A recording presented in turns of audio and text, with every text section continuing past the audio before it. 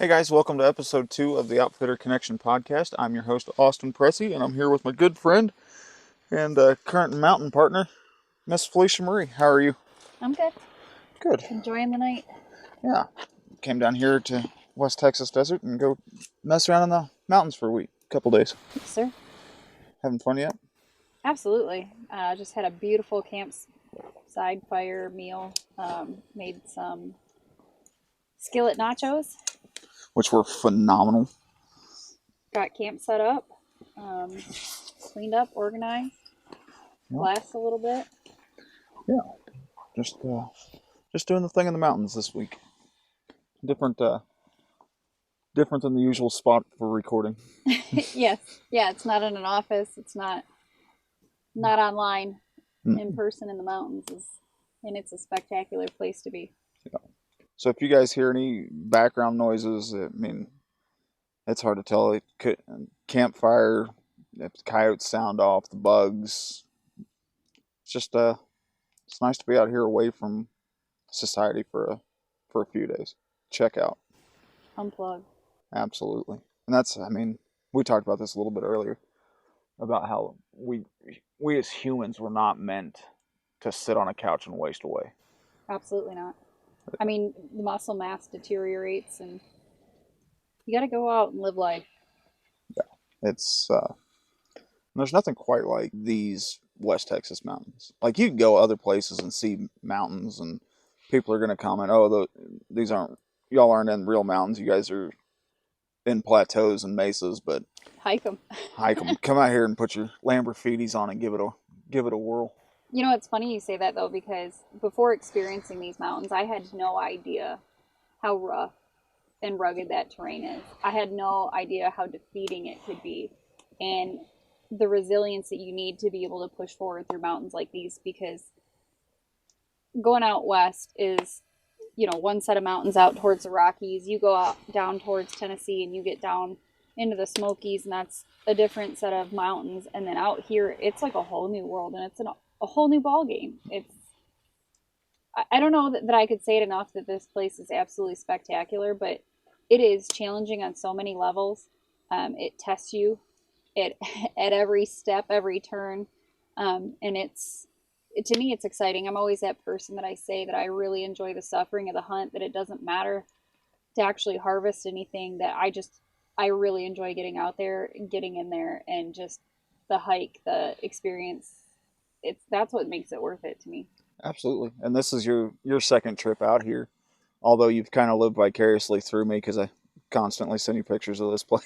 Yeah, I mean, I'm down to Texas all the time. This is my fifth time this year, being a Michigander. Pack up and come down as much as possible, but these mountains are they're one of my favorite places to go. Yeah.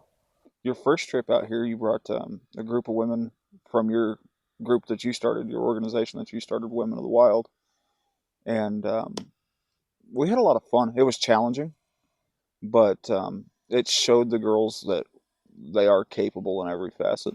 Yeah, our company, Women of the Wild, its main hub base is obviously Michigan, because that's where I'm from, but we like to do events all over the place. So last year, actually this same time, I packed up 3 girls from Michigan, came down, and we were just talking about this earlier when I started the fire, that there's this unspoken thing that happens with women, right? Like, there's, especially out here, so it's a great place for you to test your skills, learn new things. And that's exactly what happened last year. Like, we had a girl last year who, she'd been camping so many times. She'd done out west. She lives, up in the UP. Shout out, Sam. I love you. But she was so excited because we let her start the fire last year. And something that simple that people overlook, and it's not that she never really had the opportunity, like she'd been around a ton of campfires, but there's like this chivalry that men have, that it's like, oh no, let me do it. So she's never had the opportunity until last year, and she started that fire, and she's on like a caveman. She's like, oh, I start fire. And we were so proud of her. But like, being out here brings back a lot of that, because I was so proud of those girls, how much they cheer each other on. I mean, Hannah being out here pregnant, shooting her ram at the top of 5. Like, it was just that spectacular experience for these women. They conquered so much in the week and we were out here for a full week. Mm-hmm.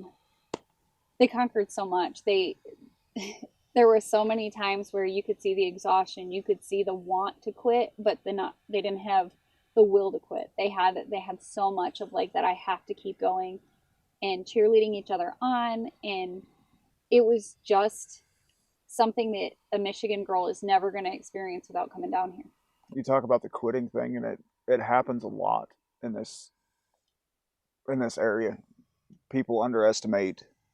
You know, I tell them all the time. You know, it's 4,000 feet to the top. Well, if you're looking at it, 4,000 feet to the top isn't all that bad until you get out here. Right. You're camping at 2,800, and you're hiking to 4,000. But it's not like a slow, gradual. There's a clean cut carved trail to 4,000 feet.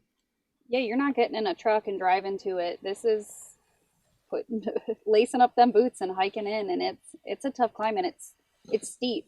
And every step you take, every piece of ground underneath of you is sliding out from underneath of you. So it's not like it's an easy hike, easy climb like, other mountains that I've personally experienced. It's grueling and it's tasking and it's going to take everything out of you to get to the top, but when you do, it is so rewarding. Like, we did that, what, second day we were out here when we got to the top of 5. Mm-hmm. Those girls had so much defeat in their face, but not in their hearts. And we got them to the top, and they got there, and it was like an emotional breakdown of just excitement and the fact that they conquered it, and to look out and see Mexico surrounding you. And it's an incredible experience, and these girls getting that opportunity to do that and see what they got to see and do what they got to do out here. I don't know that anyone could ever understand it without doing it. Right. Like, you can see photos, you can see videos, and you don't appreciate it. Like, we were talking about this earlier, driving into the mountains, like remembering them, and like I'm sitting there, naming the mountains and checking their elevations and everything coming in, and you just get this respect for a place like this. Mm-hmm. That you're not gonna appreciate in a photo. You always hear that saying of like, the photo never does it justice. Absolutely, doesn't even compare. No, I've probably sent you photos of every square inch of this place, tops, bottoms, sides, and your first trip out here, you're like, this is insane. It's not, like you just said, photos don't do it justice.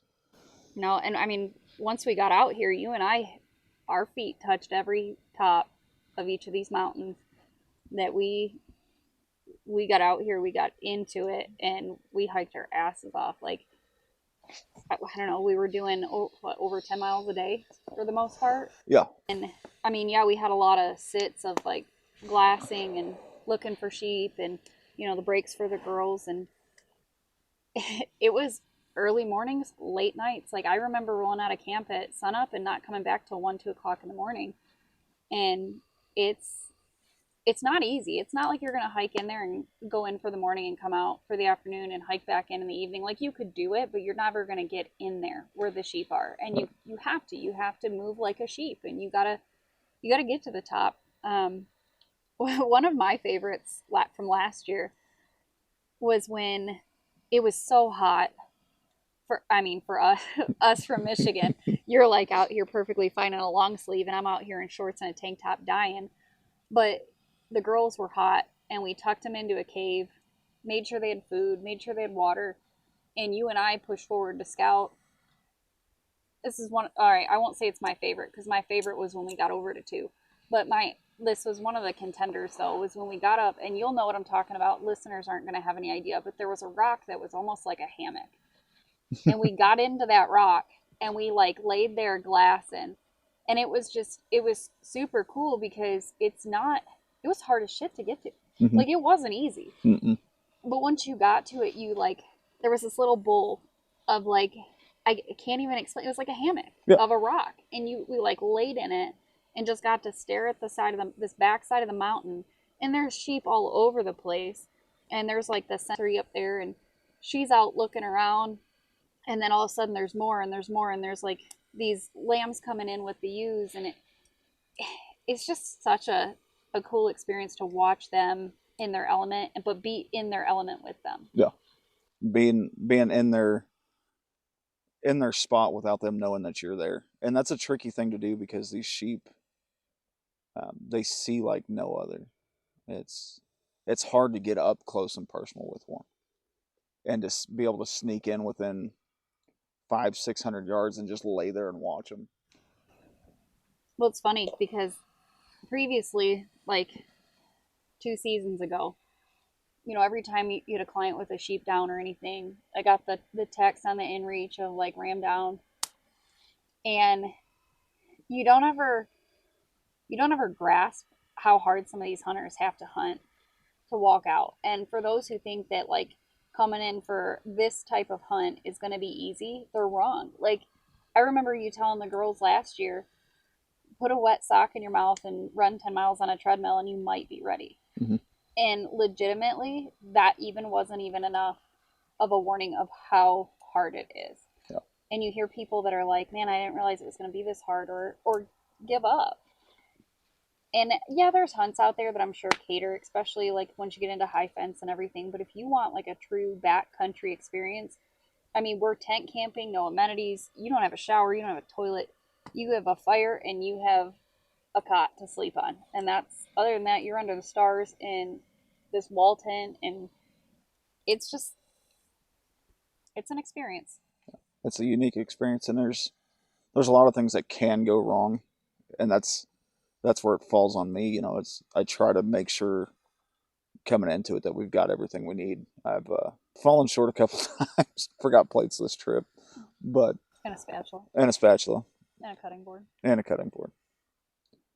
Forgot a few things this trip, but And you almost forgot toilet paper. I almost forgot toilet paper. I was to this rescue on that one. Yeah.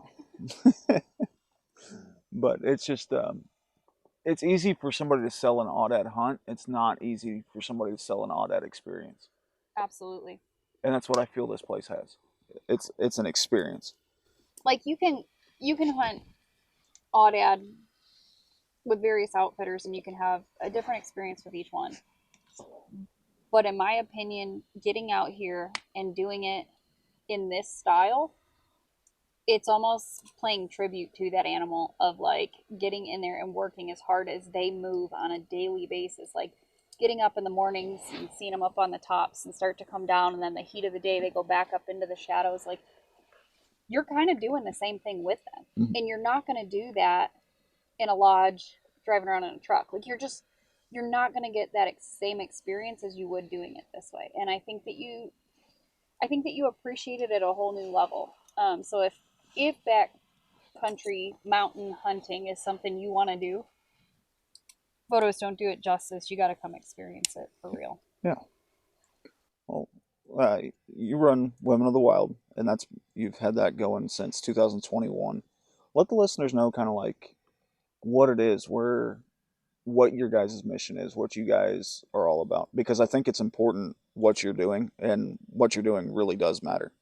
Yeah, so Women of the Wild was started in 2021. I was doing it independently on my own for several years beforehand of just, I guess I'll start from the beginning. I grew up in an atmosphere where it was almost taboo for a female to hunt. Like we fished, we grew up fishing, and even that was kind of odd for a girl to love fishing. It was like something they drug out to do with their dad, but it wasn't something they enjoyed. And I have two other sisters who are not outdoorsy at all. So when the opportunity was like, hey, do you want to go shopping with mom or do you want to go fishing with dad? I was up and I was waiting on him. Like if the opportunity was provided, I was gone. I was outside and I was that kid my whole life.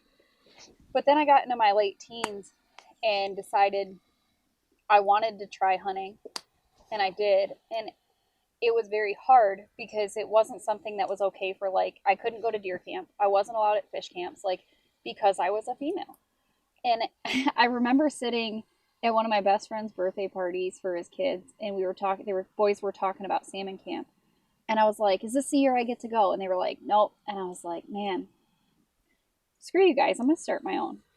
And literally, that's when Women of the Wild evolved into what it is, where I started booking trips for girls, and I realized into like our third trip that there's no education. Like all of these other groups that were taking people out hunting, it was they were taking them out for this hunt, but they weren't getting an experience. They weren't getting the camaraderie. They weren't getting any education, and it was like handing girls a gun and saying, "Go shoot this." Well, they want it, and there's nowhere for them to get it. So that was where our wheels kind of started spinning, and I ran Women of the Wild pretty much independently for the good part of a year and a half. Brought some fantastic team members on, and we really started narrowing in on education. And everything since then, we do online educational courses every single month. This month, we actually have three. And we do one every single month. We have like a newsletter where people can subscribe to it. It's like $25 for the entire year, but every single month they get promo codes, they get various discounts, they get all of our educational courses completely free. But then we also utilize that funding to take out veterans, and we do several trips in the year for taking out female veterans and supporting that whole statement of serving those who have served us is a big deal to us. I've never served. I have a long line of family that has, and it's something that we have a deep passion for with Women of the Wild. And then from there, we host a lot, a lot in Michigan. But we also go all over the United States. We go internationally to South Africa. I mean, we've done anything from cooking, trapping, canning, all the way up to Aoudad hunts and taking groups out to South Africa. But we don't just stop with women. We do a lot for youth. So this is our second year teaming up with our Midland Conservation District, USDA, and we hosted over 100 kids last year for a free fishing event, completely free. They got to a ton of them got to leave with 50. I think we had 50 fishing rods that we gave out at that event, and every kid got to leave with tackle. And it's just an education for them, but it's a great way to get the whole family involved. We do family hunts, we do spouse hunts, like we do co-ed. Africa is actually one of our big co-ed events every year, but we've done pheasant events, which you've actually attended. We've done several like co-ed events, but our main focus is women because they get left on the sidelines a lot. For And sure. that's we want to stay true to that, but we also want people to know that just because it's Women of the Wild doesn't mean that it's Women of the Wild. Our entire mission is to spread education to anyone that wants it and to make sure that we're preserving our conservation and education for generations to come, because at the end of the day, education is conservation. And with with our heads on the chopping block anymore with all of this, it's so important to make sure that we have people properly educated, so that way the next time something hits a ballot or something, and there's something that needs to be voted on, or even if it's something where there's these public meetings to go to, you can go into it and you can have education and you can have experience to back it up. Yeah. That's education is very key, not just on a hunting aspect, but a conservation aspect. There's a lot of people that are, I wouldn't necessarily call them antis. They're kind of in the middle, right? They're between us and the antis. Greenies, Greenies. that's what I call them. They're just not educated. So I say this term a lot. I call it naive, and I don't mean that in a negative form at all. It is someone who is completely naive to the fact of what hunting actually is. We encounter that a lot, like a lot, especially with women. And it's not that they're against it, they just don't know. So they are fed off of what you see on social media and what other people's opinions are. So if that's why it's important, like posting about things and talking about it, and it's not just a harvest photo, it's about showing the entire experience as a whole, because it's going to draw someone in and be like, oh, that's kind of neat, can you tell me more about it? And then they're going to start absorbing it. And one thing that I've learned from women is once they get like a taste of the outdoors, they are all in. Like I have girls Actually, Hannah, she's a perfect example. She's like a prodigy. She, 3 years ago now, came out with me for her very first waterfowl hunt. By the end of that season, her very first waterfowl season, she had done more waterfowl hunting than most do an entire, like in 5 years. She went duck hunting, she went diver duck hunting, she went mallard field, she went goose hunting. She came down to Texas with us and did, I mean, we got a 11-man lady limit of geese Mm-hmm. down here in Lubbock, Texas, and then turned around and shot cranes for 2 days right afterwards. So she got like that full on experience. And now, after like mentoring with Women of the Wild for a few years, she's joined our staff. She's been out on so many, she's been out fishing, hunting, and all this other stuff.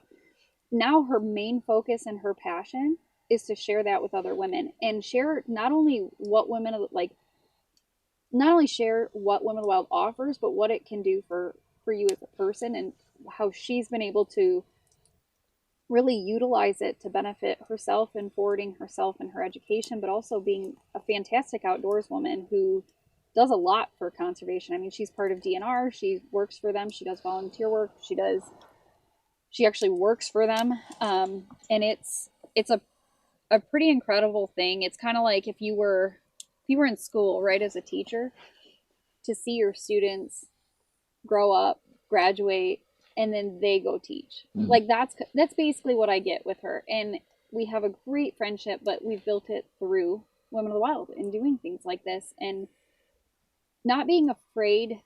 This is a big thing too. Not being afraid to share the education. I feel like that's something that happens often is people are afraid to educate others because then they feel, I'm assuming. I don't feel this way, so my thought process is people are afraid to share the education that they have because they've worked so hard for it and they feel that others need to earn it, and I'm not just going to give it up.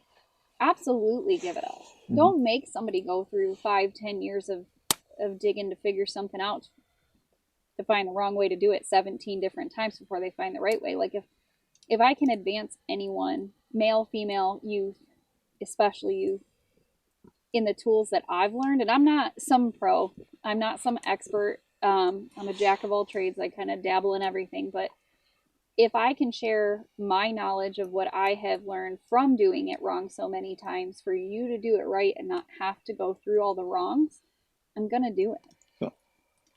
Then you run Women of the Wild, you run a photography page, the hunting brokerage, shirt company, work a full-time job, mom of two boys. I'm forgetting something in there.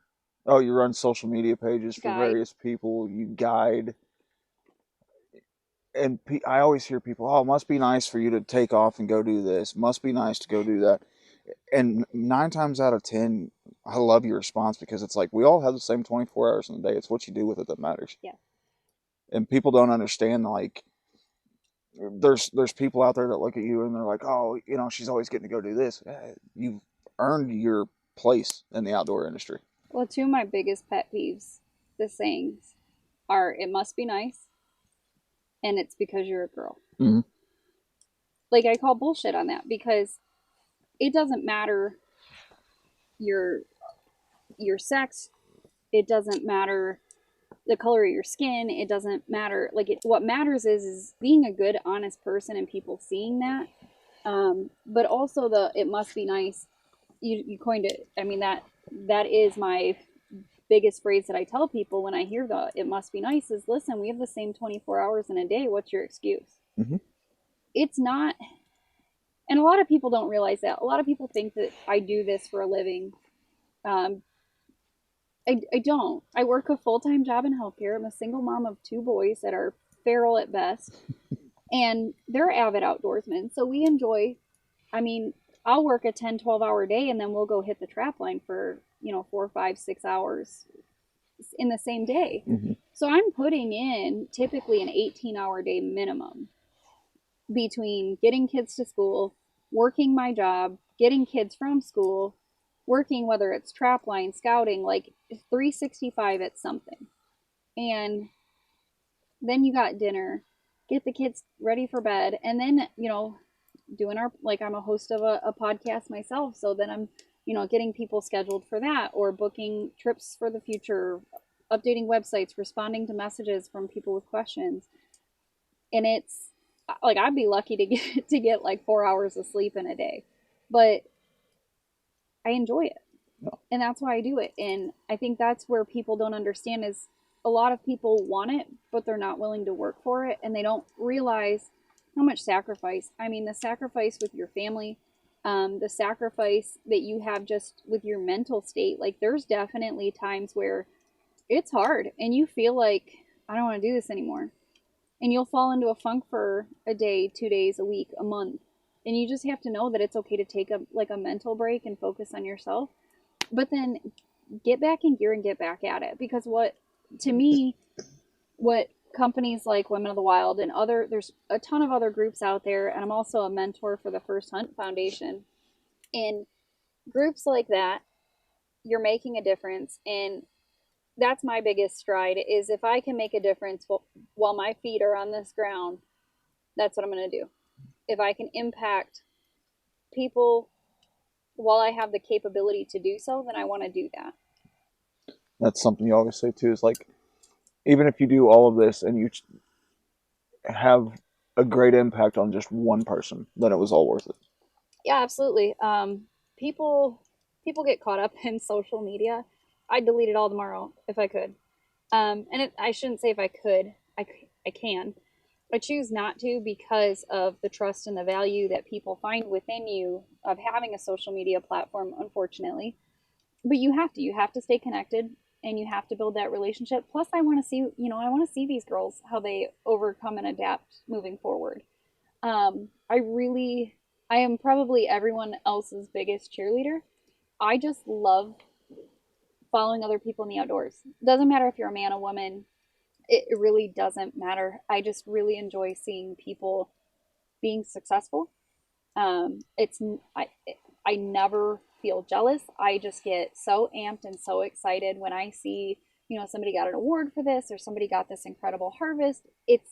That's amazing. It's just something that I enjoy. And I tell people all the time, like, sometimes I feel selfish for what I do with Women of the Wild, because I get so much personal enjoyment of seeing someone get their first harvest, or to educate someone of that aha moment. I didn't know that. And then them be able to implement it in the future and then be successful. And there are times where I feel that it's almost selfish doing what I do. But you're right. Like, it doesn't, especially when it comes to posting on social media. I don't post for likes, for shares, for whatever. The only reason that my posts go up on social media is because if I can inspire or educate just one more woman to get in the outdoors, it did its purpose. Changing gears a little bit, you and I met, oh, 2 years ago now? Yeah, 2 years ago. You came and shot an ibex, and we didn't know each other going into it, but it seemed like from that day forward, I don't know, we just hit it off really well. It, we've talked. Shit, I don't think we've gone a single day without talking Oh, since for that day. sure. And But I'm in Africa, or you're in the mountains. yeah, That's about it. But even then, there's an inReach message going out. yeah, and it's rare to find that friendship in anybody these days, because everybody is so plugged into their phones and plugged into their daily lives, TVs, tablets, video games, all that stuff. It's just refreshing to have like that kind of person in your corner. And it seems to me like you've surrounded yourself with a team of people like that. Yeah, I mean, nobody wants to surround themselves with negativity, right? Right. So to me, it's important to surround yourself. Actually, it's funny that you brought this up, because there's that saying, and I actually just talked about it on one of my podcasts, with a girl, but it's a TikTok that came out, and I saw it last year, and it was so impactful. And it's the egg, the potato, and the coffee bean. And it talks about how you have an egg, which is soft, you could break it, and you put it in boiling water. You take a potato, which is hard, and you put it in boiling water. Then you take coffee beans and you put it into water. Well, after you let it boil for a little while, you come back to it and you take that egg out, and it's now that it's this hard boiled egg. And then you take this potato, which was hard, and it's now soft and you can smash it. And basically, what that's saying is that boiling water, its environment, changed it. But then you take those coffee beans and you put those in that water and it changes the water. So by being what that's saying is being that positive impact, it can change your environment. And it's important for people to know that you can choose your environment that you want to surround yourself in. So yeah, I surround myself in successful, happy outdoorsmen and women that really love it, that have a passion, not just good at what they do, not just I don't want to be some friends with some guy that's a jerk that's just really good at his job, right? Or some female that's really negative, but she's really good at social media. I want to surround myself with those people who are impactful, that are willing to share their knowledge, but also share their sacrifices. And I think that that's important. Those raw, honest people that are positive. Um, for people listening that don't know me, I have a very off the wall personality. I'm very quirky, and I enjoy those people a lot. They just make life better. And you and I talked about this. Like, there's when you fall into these funks, and I can like sense it, and I'm like, "Hey, what's up?" Like, you're just not your normal quirky self, and I like pick up on it. And I'm like that with so many people, that like you become such good friends with them that you get this like intuition of like, "Hey, let's talk about it." Mm-hmm. Like, and we're gonna overcome it. Like, be somebody's cheerleader. Right. And it's crazy that you say that, because we could literally be 2,400 miles apart talking on the phone, not even on FaceTime. You're like, what's going on? It's like, shit, how do you know this? Sometimes through a text message. Yeah, a lot of times through text message and stuff like that. And it's cool to surround yourself with people like that. And that's where I think a lot of the hunting industry might be going wrong. We're surrounded by like these negative naysayers, right? You don't necessarily need to be around those kind of people in the hunting world. The guys will, oh, why didn't you let that buck go? Why'd you shoot that buck? Or why'd you shoot a doe? Why'd you do this? Why'd you do that? Get out of here with that shit. Like, what happened to the days where you could pull up to the processor or the deer check station and everybody's like, oh man, awesome buck, great job, good, nice work. We've gotten so wrapped up in this like social media, everything's got to be a 180-inch whitetail, or it's got to be a 37-inch Aoudad, or a 22-inch black buck, or a 35-inch axis and all that. What happened to the days of just being happy and excited for somebody? Listen, Disney nailed this one on the head when we were kids with Bambi. Thumper's mom said, if you don't have anything nice to say, don't say nothing at all. And Mm-hmm. I really think that we are in a society anymore of keyboard warriors and people that are willing to just be negative.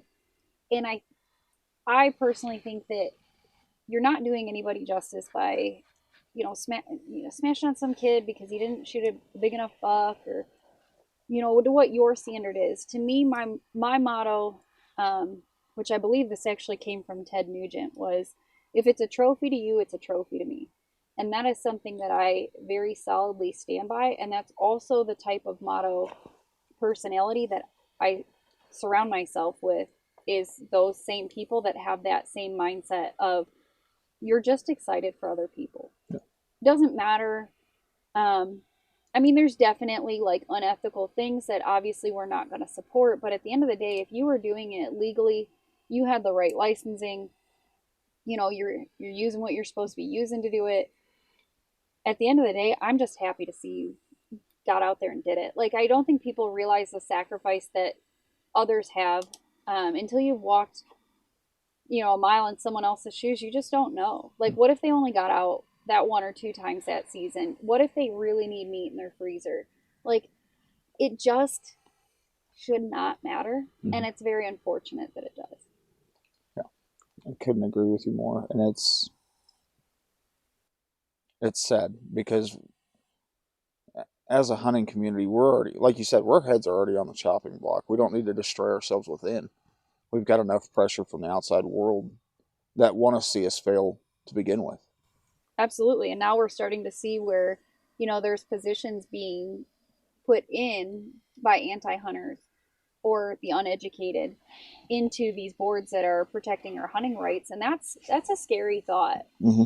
It's a really scary thought because there's so many organizations out there and so many people out there that want to shut the hunters down, and you're starting to see it. You're starting to see it in Michigan. You're starting to see it in Colorado, California. Like, there are states being impacted, and you're naive if you think it's not knocking at your back door very soon. Yeah. So that's why, like, organizations like Women of the Wild to me were very important to not just be like a bystander and watch it happen. Like, yeah, for sure, I could have joined some other women's group and probably done this, or I could have joined another organization and just helped. But I didn't want to just help. I wanted to, like, really get in there, get these people educated, give them the experience, because at the end of the day, the more hunters and more outdoorsmen and women we have supporting our rights, the better we're going to be when we are in the line of fire. Hmm. Yeah, and it's no secret that hunting license sales is on the decline, but and you've got a great saying for this, and it does promote more people getting in the outdoors. But you take a man hunting, you've taken a man hunting. You take a woman hunting, she takes the whole family. Yeah. You take a man hunting, you've taken a man hunting, you take a woman hunting, and you've now brought a community. They're taking their kids, they're taking their spouses, they want to share it with their friends. Like, they get excited about the outdoors in a different manner than men do. And I think that, to me, that's why women were the main focus, and why we will continue to make sure women are the main focus, is because, I've sat down with camo lines and had the conversation of, like, what needs to be adapted for women, and, like, what could be improved on. And we have these conversations in our private women's group of, like, what would you like to see changed, because then I can go to these meetings and I can have these conversations with these different camo lines in hopes to implement change for the better. And it seems like what happens is a lot of times women are left unheard, and I think that's the hardest part. Like, you've all this men's gear that's all, like, super cool shit, that's warm and it's comfortable and it's functional, but then you get into women's stuff and it hasn't been. And in the last few years, they've really, like, really had some great companies come out that are turning that around for women. Yeah. They're just few and far between. They're not typically sold in stores. So the way that gets spread is through word of mouth. And that's through, social media, and getting out on these trips of, like, man, I really like those pants they held up during this pheasant hunt. Who makes those? Like, that's how that women's gear gets promoted out. And it's important because women want to be out here, but they haven't always been provided the proper tools to do so. When I started hunting, there wasn't even a women's camo line. Mm-mm. I wore youth, and it was awful. The crotch was like mid thigh, the high waist, like, it was so uncomfortable. I couldn't wear men's because for people that don't know me, I'm like 5'1" on a 5'2" on a good day, and I'm like 100 pounds soaking wet. So I can't wear men's clothes, even a small. I couldn't wear youth because it just didn't fit right. And to see these women's lines come out, it's really starting to show that we're being heard, that people are listening, that there is a community being built for us, and it's from women who are willing to stand up and be an advocate for more women getting in the outdoors and almost forcing the hand of change. Like, Mm-hmm. it has to happen. And I have personally heard from other lines out there that, like, oh, we can't do that because of the cost. It blows my mind that I understand it's going to be expensive, but a man, woman, doesn't matter. We'll pay more for gear that works, Mm-hmm. that fits. Like, if you like it that much, and there's big names out there that you can stand behind it, you don't, whatever. But if it works, it works. Right. And I'm not going to drop, like, brands. I kind of float all over. I'm not solely independent on, like, one brand. I am very dependent upon the brand that is going to suit me best in that situation. Right. And to me, with women's lines, we don't have that yet. And that's something like you were talking about with all these women's lines camos. You know, that's a woman that went out hunting one time, wore X brand, and realized, well, I may have the resources to make something that'll work for this next time. Mhm. And then it catches on. And then, you know, there's several. Now, obviously, I don't wear women's hunting gear, but you know, from hunting with you over the last 2 years, I've seen the change in women's hunting gear just from knowing you. You know, there's different brands, Prois, Ditali, things like that. That, and like you said, not all brands fit the bill every time. You and I have had that conversation as well, as where it's like, well, I really like these Badlands pants, but their shirt doesn't do what I need it to do in this situation. And so we'll jump on and look at, you know, Kuyu or Sicko or, you know, whatever other brand. And yeah, you and I, we buy a lot of premium brand, what I call premium brand gear, but it's because it lasts and it works. I mean, if you're somebody that's, and so to back that up for a second, imagine being a female going out for your first duck hunt and you can't find good warm gear. Mm-hmm. And you're out there sitting next to your spouse and they are in good warm gear and it's made by the same manufacturer, but you don't have the same insulation. You don't have, you know, the same pants or hoodie or sweater coat. Sorry, I'm getting clogged She's up. getting smoked out. um, but you don't have that same. It's the same company, Mm-hmm. but it's not the same gear. It's not the same quality, and you have to call your hunt because you're freezing, and your spouse is out there still nice and cozy and warm, and it sucks. It sucks to be put in that predicament. It sucks to be put in a situation where you physically just can't go any further because of your gear. Yeah. So to me, purchasing gear that is gonna, especially like in my situation, I'm outdoors so much and guiding that it's important for me to have gear that can keep up with me. And it's not often that I find that. So yeah, I wear, since we're gonna name drop, I wear a lot of Sitka, I wear a lot of Badlands. I have never had issues with either of them.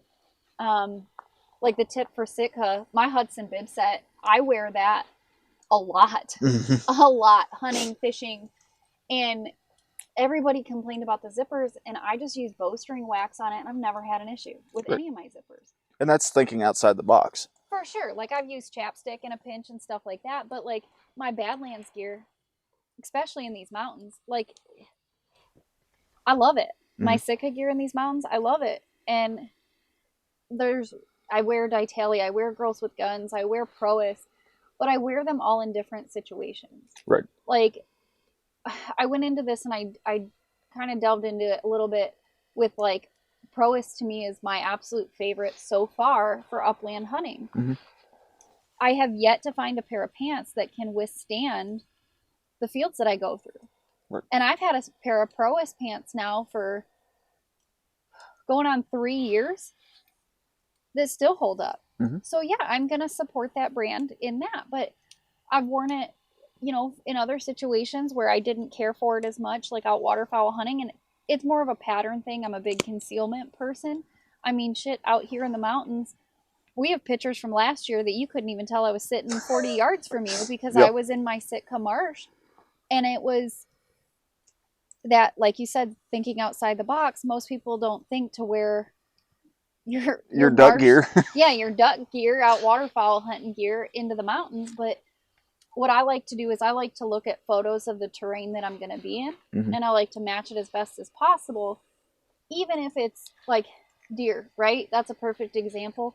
Even if you're deer hunting and camouflage isn't a necessity, no, it's absolutely not. Like at one point in time, people were wearing blue jeans and flannel shirts, and it, to me, it's a comfort thing. I love concealing myself. So I do. I play a lot off patterns and the patterns that work in my environment. Do you have to? No. Like these women that think you have to go out and buy a grand in hunting gear just to go do a hunt like this, you don't. Right. Africa is a big one. I tell people every time when I take a new person to Africa, like, don't go buy hunting gear. Make sure you have real good shoes that you have good and broken in. Don't buy them for the trip. Like, Mm-hmm. break them in. But other than that, wear earth tones, Yeah. which is what you do. Right. Wearing earth tones to me, even if you need concealment, is one of the best things that you can do, and you can get more use out of it. Mm-hmm. So it depends, and I'm really glad to see within the last couple of years this great stride that camo companies. I mean, you got DSG that made. I was so stoked for this. They made the very first snow camo for women. Like, I've been hunting for almost 20 years, and like I said, I didn't grow up hunting, Mm-hmm. and I never had anything like that. And it's so cool to see that now we're finally starting to overcome and adapt, that we're able to now be recognized as hunters, that we take it serious enough that we are going to purchase that gear because we want to get out there. Yeah. Well, and that's one of the women hunting license sales is one of the fastest growing demographics, and I feel it's one of the biggest overlooked demographics. Absolutely. You know, and it's not just in the aspect of gear or clothing, just in general, you guys get overlooked. And I'm a huge advocate for what you do. Ever since you and I have become friends, and I've always stood behind Women of the Wild. I think it's a program everybody's kids should be involved in. You know, and if a hunting trip's coming up that is co-ed and somebody's listening to this, like, go. You're going to be hard pressed to find another place to go hunt with like-minded people where you get the amount of education. Well, yeah, because we don't, it's not about the harvest. Safety is number one. Absolutely 100% of the time, safety is number one. The education is number two. So the very first thing that we're going to do on any event, whether it's an educational course, whether it's coming out on a hunt, we're going to make sure that you're safe. We're going to make sure you know how to use your equipment. We're going to make sure you have the right equipment. Then we're going to dive into education, and we are going to immerse you in not only learning how to do it, but learning how to scout. How, like, perfect example, this month we have a staff member who does a lot of public land. So Megan is actually hosting where she's teaching an online course to learn how to public land hunt. Mm-hmm. But not just learn how to public land hunt. Like, we're going to talk about scouting and what to look for, and she's going to go over topographical maps and how to read them, but also dive into draw units and how to do that, when to do it, know what to look for, and habitat.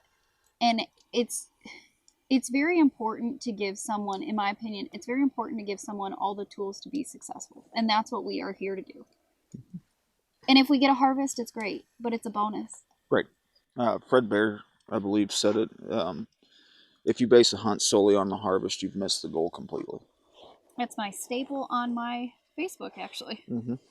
It's and it rings true. It's even out here. It's not about the harvest. And what makes this place so great is you don't have a choice but to unplug.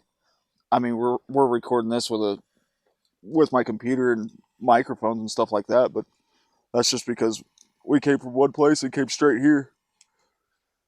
And but you just don't have a choice but to unplug. Absolutely. Well, and that's a really great point to all of this too, though. To being out here, Mm-hmm. that was one of the reasons we came out here. Yeah. Because you don't have an option to look at your phone. Like, my phone's in airplane mode. I couldn't send or receive a text message if I wanted to. No. It forces you, which a lot of us have a hard time, stepping away from our phone, stepping away from a computer. And being out here, it forces you to set it down and just immerse yourself in an experience. And I think that it's different because you can go on a hunting trip where you have cell service and you're still probably going to screw around on your phone. Mm-hmm. Like, You're gonna at check some point in time, emails. you're going to be sitting in a deer stand and you're still going to be playing on TikTok and recording videos and doing all that shit. But here, you don't have that option. Out here, it is let it all go.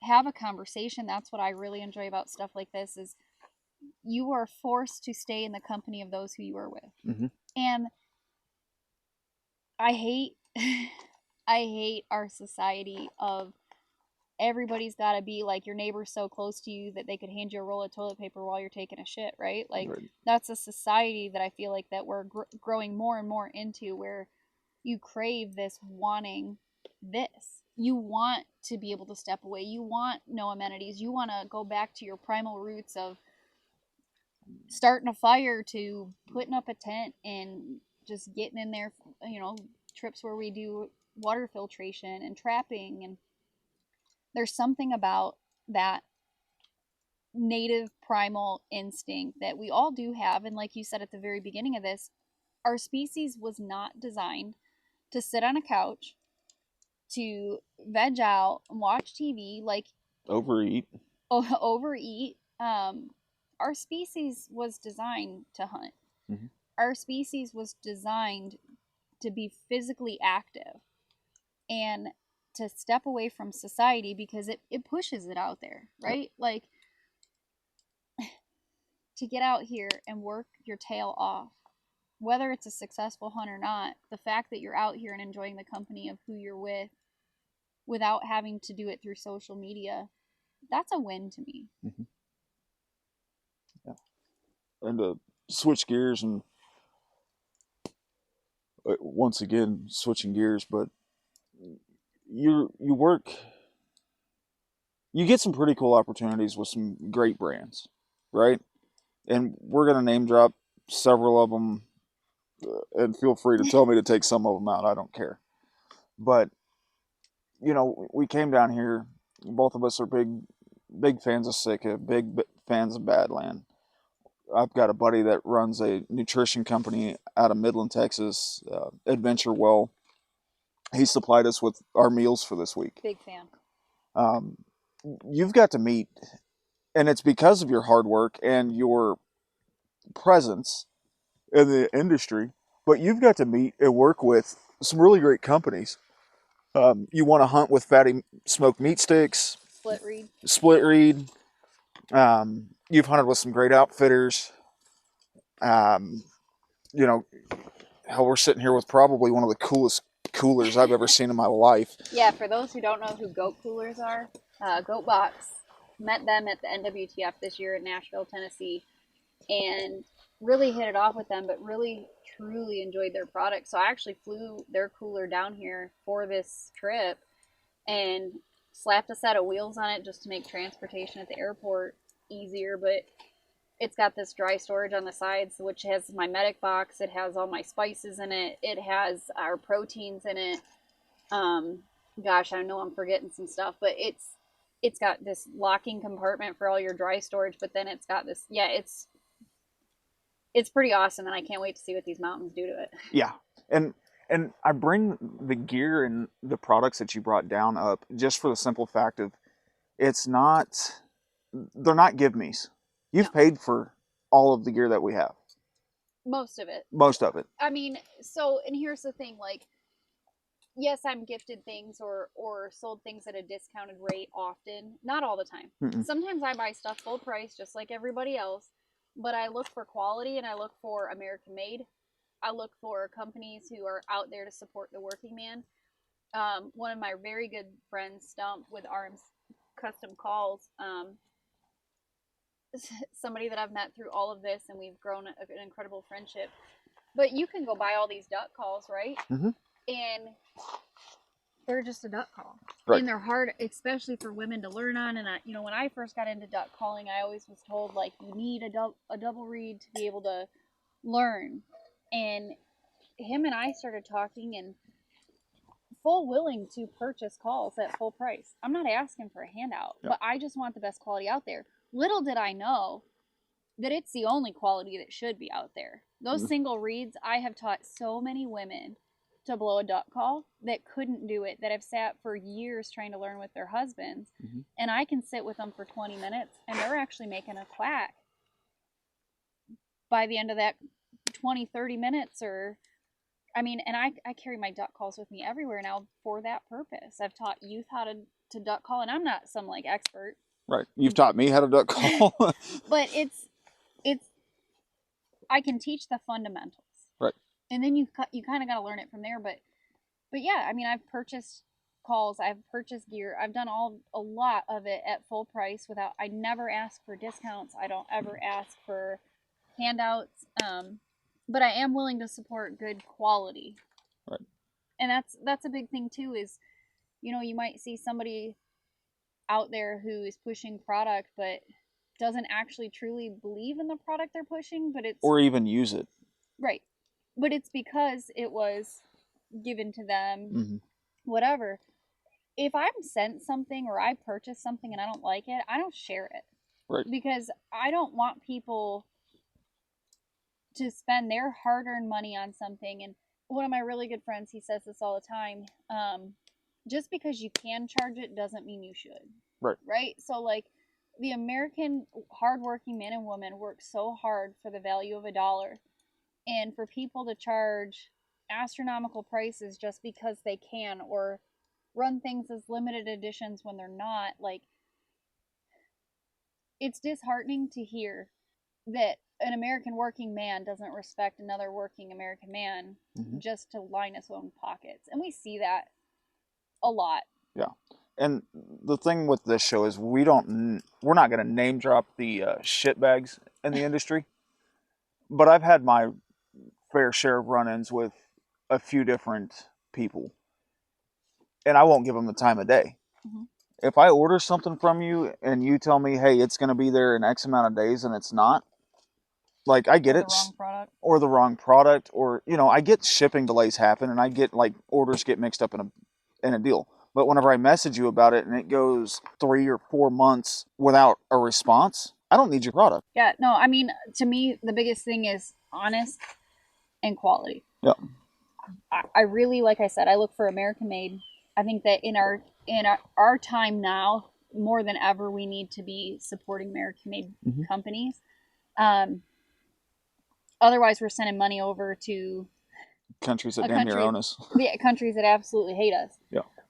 That they want to see us fail. So why would you want to do that? So that's a really big thing for me, is I like to support those American-made companies, but I like to support those honest, hardworking companies that are producing the best quality out there and striving to not only contend with the best, but be the best. Like, if you're not showing up to your job, or you're not showing up to a hunt or whatever it may be, and you're not showing up to give it 110%, why are you showing up at all? Right. Like, I always tell people I don't half-ass anything. I give it my whole ass. It ain't much, but I sure the hell try. Yeah. And it's important for people, I think, to see that, yeah, you can go out there and give it effort, but if it's not 100%, you're not succeeding. Right. And you're not doing justice to what you deserve. And that links back to we all have the same 24 hours in the day, is because these companies that they cut corners to save money and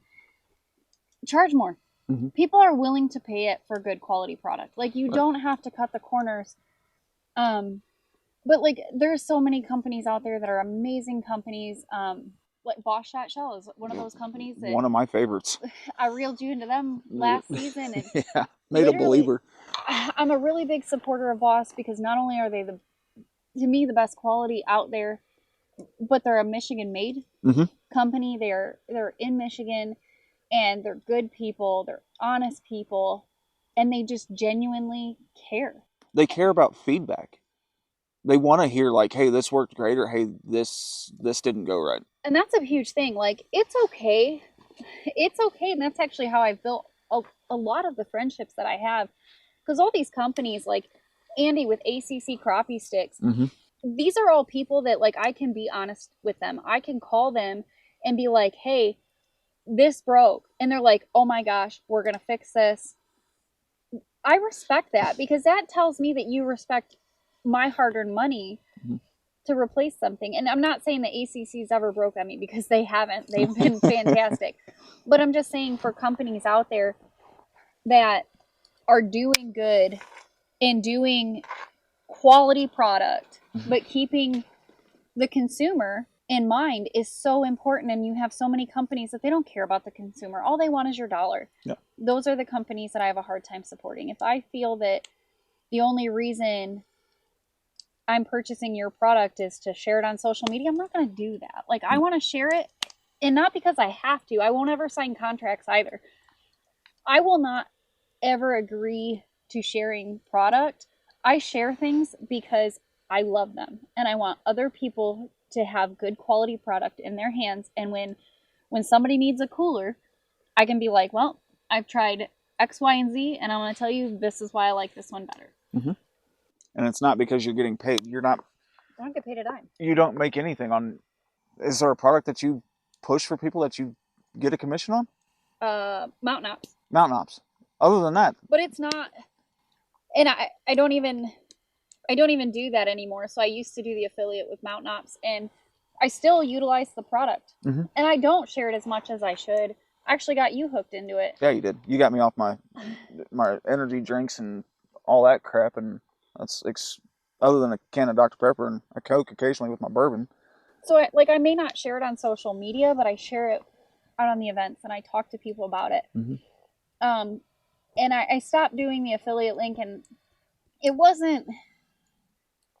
I don't even know why I stopped. I just did. I don't post about it as much as I probably should, because the whole reason I started Mountain Ops is because I have a lot of health issues, and I had issues, major issues with some of these big name brand energy drink companies, and it got so bad that in my early 20s I was actually hospitalized from it. Mm-hmm. And I started digging, and back a few years ago, actually kind of like when Mountain Ops started to become a thing, I started trying their products, and I was able to subside a lot of those built up health problems that I was having by utilizing that over an energy drink, but still getting the energy without all the shit and chemicals. And then added on top of that, you're getting way more vitamins and minerals that your body actually needs, as opposed to all the sugars and all the junk like you were talking about. But I mean, there's not a product by them that I haven't used. Or gear. Their gear is fantastic. Like, I don't know if people realize that Mountain Ops has gear, but they do, and it's awesome. They have and I use some of their workout equipment, like they even just their resistant bands and things like that. Like, I use that stuff in my home all the time. But no, that's the only company that I've ever gotten quote unquote paid for. And I didn't stop doing it because I don't use the product anymore. I definitely still do. That's what we have here for hydration, for vitamins every day, for our energy in the mornings. So for people that want to know, like, how you can go 2-3 days without sleep, it's Mountain Ops. We down that stuff when we need to. But you're not getting filled with a bunch of chemicals and a bunch of stuff that your body is going to absorb and shut down on you for using. Right. It's not poisoning your system, and it's, I don't know. That's the only one that I've ever gotten actual money as far as paid from. But I have companies that I work for that send stuff, but I don't ever keep it for myself. So like ACC, huge shout out to them because they have great quality fishing rods. Mm-hmm. And they have been one of our biggest sponsors and donators to Women of the Wild since we started, and they're still holding strong with us, and we fully support them. And we don't post about it on social media, but we do a lot of give back through them. So we were able to donate out that fishing event that we talked about previously, where we took over 100 kids, 50 fishing rods. Yeah. With reels. Quality fishing rods. Quality was donated out to 50 kids. And I don't know, our listeners, if you're fishermen or, fishing women, call Zebco and ask them if they'll donate you 50 rods for a kids event. The crazy part is we didn't even ask. Right. He just sent them out of the goodness of his heart because Andy's good people. And the other thing that I like to do, we've partnered up and donated rods to high school fishing teams, to veteran organizations. Like, it doesn't just limit to our youth. Like, they've donated out to us when we host fishing events, like their ice fishing rods. We were going to host an ice fishing event, and he got wind of it and just messaged me and was like, call me, we need to talk about this. And these companies that are willing to support women, children, veterans, like, that is where it's at for me. You tug at a heartstring good and hard, and I will help you any way I possibly can. Um, but yeah, I mean, big supporters. Atlantic Coral Enterprise. Yeah. Paul's been a really big supporter of us since we started, and he's still with us as a sponsor. He comes back every year, and we're so thankful for him because he just supports women in the outdoors. And I think that a lot of these men, because there's always this like, it's like a stigma, and it's often unspoken, but there's this stigma with women have been put in an experience where they've been done wrong by a man. Where it was, I don't know, maybe they shot a shotgun that kicked too hard, but they were told it wouldn't kick, or threw a 3.5 in that 12 gauge because they thought it was funny. Because they thought it was funny. So they've been burned, and there's trust there. So sometimes women have a hard time realizing that there are good, honest men out there that aren't trying to be a creep, that they do just want to support what you're doing. And we have so many men that support us. I mean, you've been a supporter of us for 2 years now. We have those companies, several others, Josh Farr Children's Books, Feather Moon Outdoors. Both Josh and Charlie have supported us since day one, and they continue to do so. But again, American made, good quality product like Feather Moon turkey calls. Some of the best in the business. He's the only diaphragm call that lights out. Yeah. I've used that same exact diaphragm call for 3 years now, and I wouldn't dare use a different one. Mm-mm. Every turkey that I've killed in the last 3 years, and every turkey that has been killed by one of my clients or my kids, is off that same diaphragm. Well, not that same one. Obviously, I've had to replace it, but right. that model, or not model, I don't know what you want to call it, but that call to me has been my saving grace, and I have backups in my turkey vest at all times. Josh Farr with his children's books, they're outdoors related books. That's not in schools anymore. That's not something that's taught. I know that there's still schools out there that have archery programs or shooting programs. We don't have that. So kids are not exposed to the outdoors at a young age. Mm-hmm. And with his books, that's what he does. He exposes children at a young age about a first hunt. Your hunting alphabet, your ABCs, and not just reading. Like, he has writing books to teach kids how to learn how to write, and it's just a spectacular thing to support those who not only are American owned, but are good, honest people that are looking to better our outdoor community as a whole, whether it's by good product, whether it's by education. It's just important to support that, and that's what I do. And I don't link myself up with a company unless they have all of those boxes checked. Yeah, and that's another. I've always been a huge advocate, not even advocate, just a big fan of Havalon since I was tipped my first one, and I still have it. It's actually in my pocket right now. 3 years ago, client left it to me as a tip. Havalon's always been like that knife for me. But you've recently picked up a new friendship with another knife maker, Montana Knife Company. Yeah. That is one. We use that to kind of cut up and prepare dinner tonight. Holy smokes. I've never been a fixed blade fan, but that knife could change the game for me. So, and I have the paracord handle too. So I have the Speed Goat, and met them. It's not the knife makers that I got to meet or anything like that. It's some of their staff. But we were talking, and we were at one of the shows, and I was like, it's a knife that I followed since it came out, and I'd never put one in my hand. And I bought one, and there's knives out there that I use for various things. I love Havalon. I love Weeby knives. That's Weeby's one of our big supporters with Women of the Wild, and I do love their knives. But for this particular situation with that fixed blade, and I've always been like a hard handle kind of person. I did the paracord handle this time, and I thought I would hate it, and I actually love it. And it's something that is on my belt. If I'm in the mountains, it's on my pack. I have really grown to love that knife. And the second you picked it up this evening to help cut up some stuff for dinner, you were like, oh shit, like it cuts everything. Yeah. And the nice thing about it too is if your knife dulls for any reason, you can send it back to them, and they want to support guides. They want to support the avid outdoorsman. So you can literally pack up your knife, send it to them on a Monday, and you are damn near going to have it back by that same Friday, if not sooner. Like they will sharpen it and send it priority right back to you. And I really respect that because there's not a lot of companies that are willing to not only stand behind their product, but stand behind you as a consumer. And it's awesome quality. I got turned on to them on a women's hunt where one of the girls, she had a Montana knife and she cut a pig's head off. And for those who have never tried to cut a pig's head off or skin a pig,